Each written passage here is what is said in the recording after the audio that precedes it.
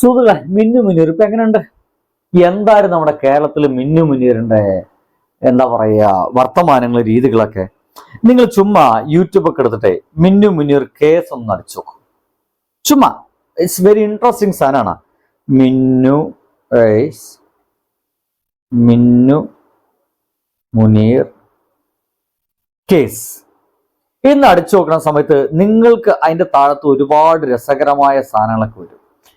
ഇപ്പൊ നടക്കുന്ന കാര്യം എന്ന് പറയോ, ഈ മിന്നു മുനീർ എന്ന് പറയുന്ന സ്ത്രീ സ്വന്തം ബന്ധത്തിൽപ്പെട്ട, തോന്നുന്നത് ഏട്ടത്തിയുടെ അനിയത്തിയുടെ അമ്മാൻ വഴിയോ ഏതോ ഒരു ബന്ധുവിൽപ്പെട്ട ഒരു പെൺകുട്ടിയെ വളരെ ചെറുപ്പത്തിൽ 10ാം ക്ലാസ് കഴിഞ്ഞിട്ടുള്ളൂ തമിഴ്നാട് കൊണ്ടുപോയിട്ട് സെക്സ് വർക്കേഴ്സിന് വിൽക്കാൻ ശ്രമിച്ചു. ഇങ്ങനെയുണ്ട്, സെക്സ് വർക്കേഴ്സിന് വിൽക്കാൻ ശ്രമിച്ചു. ഇവരൊരു മോശപ്പെട്ട സ്ത്രീയാണ് എന്ന് സോഷ്യൽ മീഡിയ മുഴുവൻ പലരും പറയുമ്പോഴും ആരും വിശ്വസിച്ചിരുന്നില്ല. ഇവര് വളരെ മോശപ്പെട്ട സ്ത്രീയാണ്, വളരെ മോശമായ രീതിയിൽ നടക്കുന്ന സ്ത്രീയാണ്. എല്ലാവർക്കെതിരെയും അതിഗുരുതരമായ ആരോപണങ്ങൾ. ആർക്കെതിരെയായ ആരോപണങ്ങൾ? ബാലേന്ദ്ര മേനോനെതിരെ, മുകേഷിനെതിരെ, നമ്മുടെ ജയസൂര്യക്കെതിരെ. എങ്ങനെയുണ്ട്? ഇത്തരത്തിലുള്ള കലാമണിക്കെതിരെ, മരിച്ചുപോയി അദ്ദേഹമൊക്കെ ഇവരെ ശാരീരികമായിട്ട് ഉപദ്രവിച്ചിട്ടുണ്ട്, ബലാത്സംഗം ചെയ്തിട്ടുണ്ട്. ഇനി ബാലേന്ദ്ര മേനൊക്കെ മാസ്റ്റർബേറ്റ് ചെയ്തിട്ട് അവരെ ദേഹത്തേക്ക് ഒഴിച്ചു എന്നൊക്കെ പറയുന്നത് ഒരു നാണും പാടില്ല. അതല്ല, സിനിമാ കഥ പറയുന്ന പോലെയാണ് ഇവരതൊക്കെ വിശ്വസിച്ചിരുന്നത്.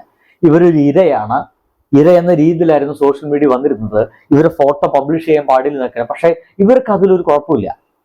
ഇവർ ഏറ്റവും പ്രധാനപ്പെട്ട ലക്ഷ്യം എന്ന് പറയുന്നത് പ്രസിദ്ധി കിട്ടുക എന്ന് മാത്രമായിരുന്നു. കാരണം സിനിമയിലേക്ക് വന്നിട്ട് ഒന്നും എവിടെയും എത്താതെ പോയ ഒരാളാണ്.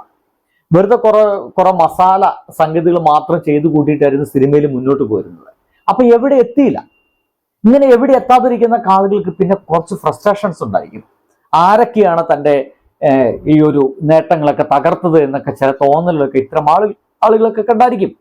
അങ്ങനെ ഉണ്ടായതിന്റെ ഭാഗമായിട്ടാണോ ഇങ്ങനെ ജയസൂര്യക്കെതിരെയും മുകേഷിനെതിരെയും ബാലേന്ദ്ര മേനോനെതിരെയും മരിച്ചുപോയ കലാമണി ചേട്ടനെതിരൊക്കെ ഇങ്ങനെ കേസുകളുമായിട്ട് ഇവരൊക്കെ നിരന്തരം സോഷ്യൽ മീഡിയയിൽ കേസ് പറഞ്ഞതിന് വലിയ പിടുത്തമില്ല.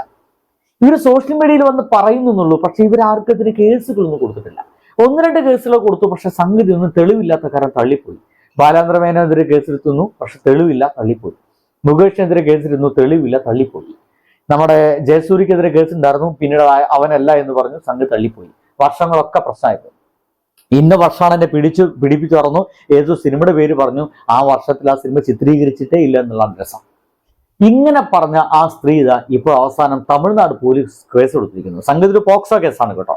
ഒപ്പം തന്നെ സെക്സ് വർക്കിന് വേണ്ടിയിട്ട് ഒരു പെൺകുട്ടിയെ ഫോഴ്സ് ചെയ്തു എന്ന് പറയുന്ന കേസ് കൂടിയാണ്. എല്ലാവരും വിചാരിച്ചത് ഇത് ആ ഒരു കേസൊക്കെ വന്ന സിനിമാ നടന്മാർക്കെതിരെയുള്ള ആരോപണങ്ങളൊക്കെ വന്ന സമയത്ത് ഇവർ ഒതുക്കാൻ വേണ്ടിയിട്ട് ആരോ കേസ് ഉണ്ടാക്കിയത് എന്നുള്ളതാണ്. അല്ല, ആ പെൺകുട്ടി കറക്റ്റ് സമയത്ത് തന്നെയാണ് കേസ് കൊടുത്തത്. കാരണം ഇമാതിരി സാധനങ്ങളൊക്കെ, ഇമാതിരി വാണങ്ങളൊക്കെ തുടക്കത്തിൽ തന്നെ പിടിച്ചകത്തിടണം. ഇത്തരം ആളുകളൊന്നും ഇങ്ങനെ സോഷ്യൽ മീഡിയയിലും വിരാജിക്കാൻ പാടില്ല എന്നുള്ളതാണ്. ഇവര് പണ്ട് കൊടുത്തിരുന്ന വാർത്തകളൊക്കെ ഇറ്റ്സ് വെരി ഇൻട്രസ്റ്റിംഗ്, അതിഭീകരമാണ്. ഒരേ സമയം പല സ്ത്രീകൾക്കൊപ്പം ബാലേന്ദ്ര മേനോൻ എന്നോട് ചെയ്തത് ഒന്നാണ്.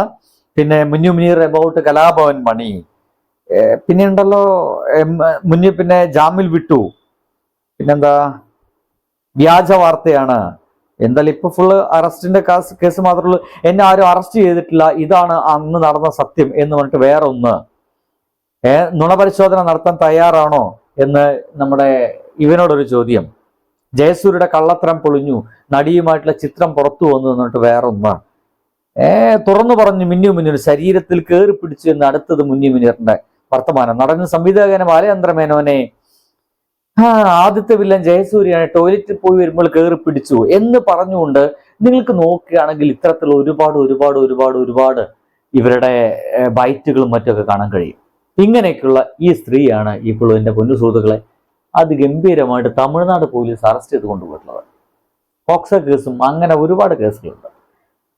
ഇതുകൊണ്ട് സംഭവിക്കുന്നൊരു വലിയ ഇഷ്യൂ എന്താണെന്നറിയാവോ? യഥാർത്ഥത്തിലുള്ള കേസുകൾ മുങ്ങിപ്പോവും. ഇതേപോലെ സിനിമാ മേഖലയിൽ ആരെങ്കിലും പീഡിപ്പിക്കപ്പെട്ടിട്ടുണ്ടെങ്കിൽ അത്ര സ്ത്രീകളുടെ യഥാർത്ഥത്തിലുള്ള വാക്കുകളെ ആളുകൾ വിശ്വസിക്കാതാവും. കാരണം ഇത് വല്ല സിനിമാ കഥ പോലെ രസകരമായിട്ട് വന്നിരുന്നിട്ട് ഫേമസ് കിട്ടാൻ വേണ്ടി സോഷ്യൽ മീഡിയയിൽ നമ്മളുടെ പേര് വരാൻ വേണ്ടി, നമ്മുടെ മുഖം വരാൻ വേണ്ടി മാത്രമായിട്ടുള്ള വർത്തമാനങ്ങളാണ് മിന്നു മുനീർ അടക്കമുള്ള ആളുകൾ പറഞ്ഞുകൊണ്ടിരുന്നത്. അപ്പൊ ഇങ്ങനെ ഫേക്ക് കേസുകൾ ഇവരൊക്കെ ഉണ്ടാക്കുമ്പോൾ യഥാർത്ഥത്തിൽ ഇങ്ങനെയൊക്കെ അനുഭവിച്ച ആളുകൾ വന്ന് പറയുമ്പോൾ അതിനെപ്പോലും നമ്മളെപ്പോലുള്ള ആളുകൾക്ക് വിശ്വസിക്കാൻ ഒരല്പം പ്രയാസമായിരിക്കും. അതിലേക്കാണ് കാര്യങ്ങൾ പോകുന്നത്. ഇത്തരം കള്ള നാണയങ്ങളൊക്കെ തുടക്കത്തിൽ പിടിച്ച് അകത്തിടണം. എന്നിട്ട് അതിൻ്റെ ഉള്ളിൽ എന്ത് കുന്താച്ചായിക്കോട്ടെ.